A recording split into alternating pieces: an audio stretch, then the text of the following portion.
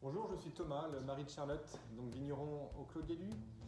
La première chose que vous devez savoir sur notre travail en cave ici, donc dans cet univers-là, c'est que les raisins sont vendangés à la main, donc nous pratiquons des vendanges manuelles. Donc pas de vendange machine, pas de vendange mécanique, tout se fait avec des petits doigts délicats. Donc une équipe de 20 personnes va vendanger avec nous pendant les vendanges. Et les raisins arrivent donc ici en cave, en grappe entière. Les rouges seront vinifiés dans des cuves en bois comme celle-ci ou dans des cuves en inox, tandis que les blancs seront pressés directement dans un pressoir pneumatique avec une pression d'air. Et nous allons lentement presser ces raisins blancs pour extraire du jus qui va fermenter ensuite naturellement. Que ce soit pour les rouges ou pour les blancs, nous procédons par des vinifications naturelles. Ça veut dire qu'il n'y a aucun adjuvant chimique ou il n'y a pas de levure lyophilisée. Ce sont des levures naturelles, ça veut dire indigènes, qui sont naturellement présentes sur les raisins.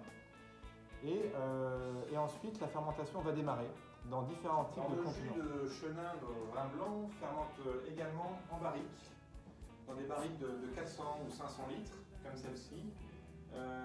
Nous utilisons très peu de bois neuf. On aime bien que les barriques aient une certaine patine. De temps en temps, on change les barriques, bien sûr, mais ce n'est pas une généralité. Et un gros contenant comme ça permet des fermentations lentes et apporte beaucoup de complexité au vin. Alors, si la cuvée bastingage se plaît en barrique de 400 litres, ce n'est pas le cas de la cuvée Effata, qui est issue de vieilles vignes de chenin également. Et nous lui avons préféré, comme type d'élevage, des amphores, ou des jarres, on appelle ça des jarres en terre cuite, en grès également. Et le jus va fermenter pendant 1 an dans ces jarres en grès, par exemple, les grosses qu'on voit au fond, et puis 1 an de plus dans les petites amphores en terre cuite. Ça lui donne beaucoup d'élégance, beaucoup de souplesse et une singularité.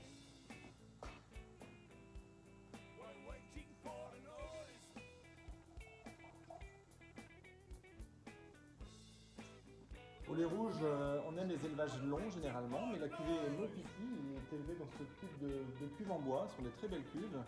Et même si c'est un vin qu'on veut simple, on préfère l'élever presque 1 an dans ces contenants en bois. Ça lui donne une petite touche d'élégance et de profondeur. Alors là, on est dans la cave des rouges. La cave des rouges, ça veut dire qu'ici, on va élever la cuvée Aiglerie par exemple, ou la cuvée Magellan. Et généralement, ce sont des élevages très longs. Aiglerie, ça va être 2 ou 3 ans, tandis que Magellan, ça va être 2 ans. Voilà, on utilise encore une fois des barriques plutôt vieilles pour éviter de marquer le vin, pour éviter de laisser une empreinte trop forte sur nos rouges. Voilà, on a beau être dans une région de blanc, on fait beaucoup de rouge au Clos de l'Élu, de notre terre de l'Élu, et c'est vraiment une particularité du domaine. Voilà, on a mis l'accent sur les rouges. Donc là, voilà, on voit des barriques d'Aiglerie. D'Aiglerie, on voit pas grand-chose.